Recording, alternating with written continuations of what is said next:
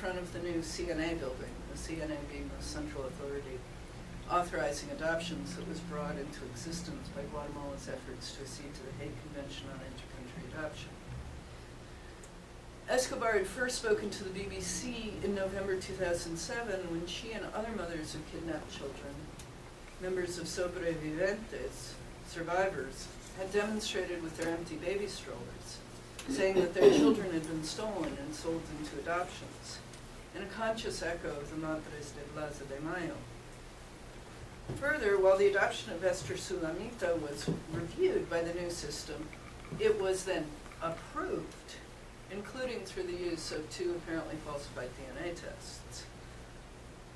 Finally, the BBC tells us that it was not the review process, not officials at all, but the child's mother herself, that uncovered the kidnapping and the fraud. She saw her daughter with a U.S.-American couple and went to authorities and demanded a DNA test on the spot, which found that it was indeed her daughter. And while the story of Ana Escobar marked considerable but not surprising differences between the U.S.-American and the British press, by 2004, after the widespread ratification of the Hague Convention on Intercountry Adoption by most European Union countries, few adoptions took place between Guatemala and the EU. The difference between this story and the one in the Guatemalan press is still more remarkable. Beginning in the mid-90s, the Guatemalan press ran stories, sometimes many times a week, of children disappeared, kidnapped, and adopted. Indeed, my file of clippings from the Guatemalan press of children allegedly kidnapped who sometimes found their way into international adoptions is 1.5 inches thick, more than 300 articles, and that's from 1993 to 2003. After that, the press is digitized, and any number of searches on, say, the Prensa Libre website with words like robo y adopciones, theft and adoption, turns up hundreds more articles. These articles narrate the evolution of criminal mafias that were seen as essentially coterminous with the state itself, in which judges, social workers, and those issuing passports were well aware of and profited from the organized crimes of violence and disappearances, and that these networks reached back into the Civil War. In this context, it makes little sense to differentiate between trafficking and legal adoptions, as we want to do. Carmela Carup of the Federal Attorney General's Office of Guatemala put it this way: everything about adoption procedures is legal. All, in inverted commas, is legal.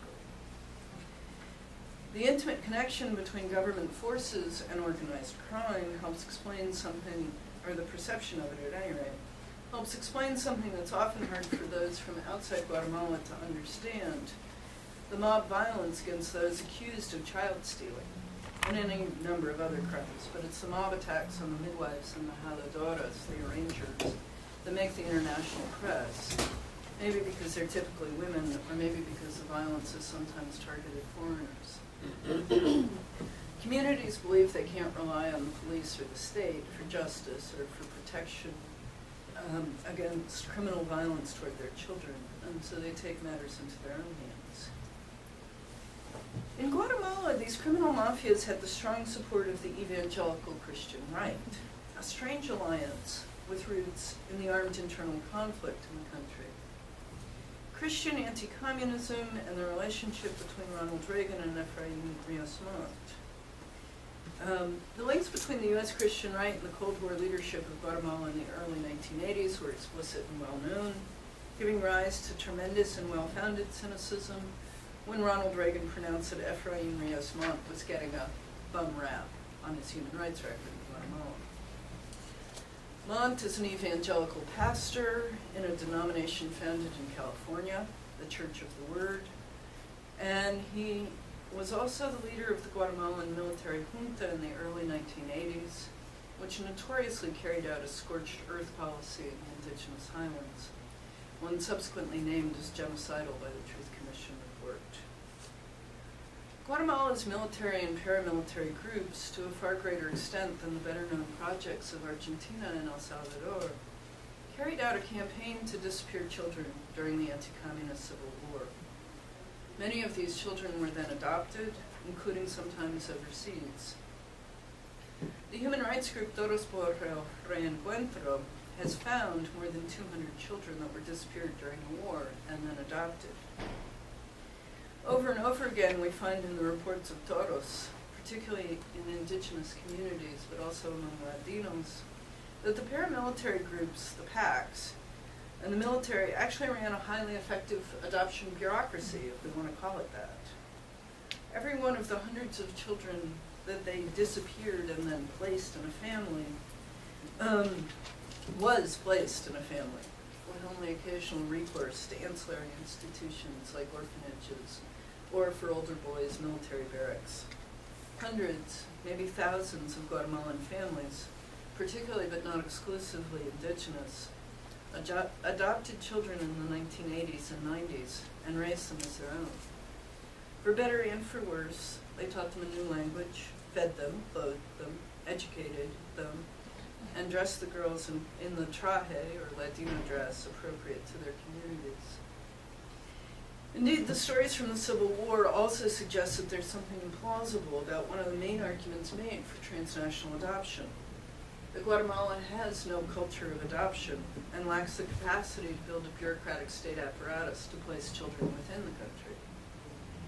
The disappearance and placement of children by the military and the PACs revealed the extent to which they ran a highly functioning bureaucracy, well-funded, multilingual, and with national reach.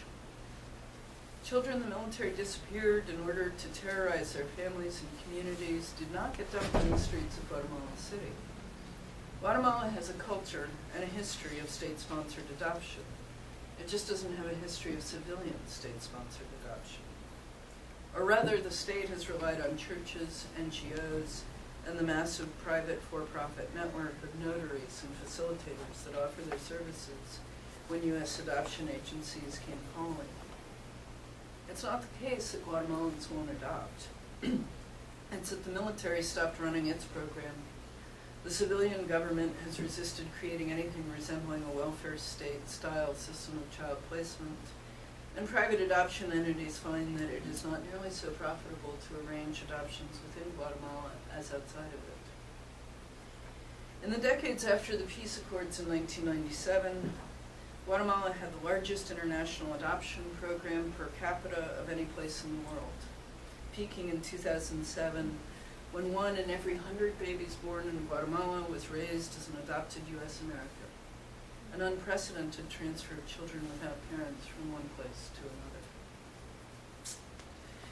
In contrast to the tale told in the U.S. of adoption fraud that came to light after 2007, by 1994, the Guatemalan legislature had already debated 15 bills proposing adoption reform to combat fraud, although all had failed.